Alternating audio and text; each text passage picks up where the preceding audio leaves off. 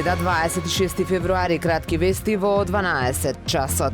Охрид е меѓу градовите каде не достигаат просветни инспектори поради изразениот недостиги на државно ниво. Ревизијата утврдила слабости во спроведувањето на инспекцискиот надзор во студентските домови и во воспитно-образовните установи и неизвршување на инспекциски надзори од 2019 година. Државниот просветен инспекторат располага со 138 систематизирани работни места, а пополнети се само 100, што значи дека 1/3 од потребниот кадар не е пополнет. Ревизијата утврдила и дека дел од нововработените инспектори не ја завршиле неопходната обука, што носи ризик за грешки и слабости во работењето.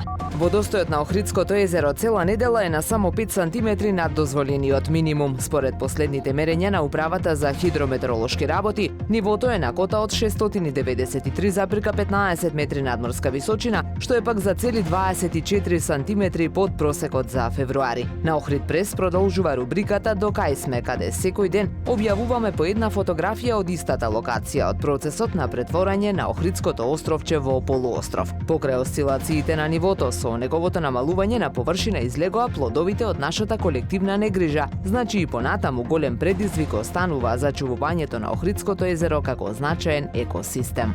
Во месецот во кој се крева гласот за помош на лицата со ретки болести, охриѓани, но и македонската и јавноста пошироко продолжува со собирањето средства за помош на нашиот сограѓанин Петар, пред кого сега се две сложени операции во Турција, едната во мај, другата по 3 месеци. За една операција, третман и сместување потребни се околу 30.000 евра. Средства може да се донираат на броевите 143470 на А1 и 143173 на T-Mobile, на трансакцијската сметка отворена во Халк банка, како и преку GoFundMe.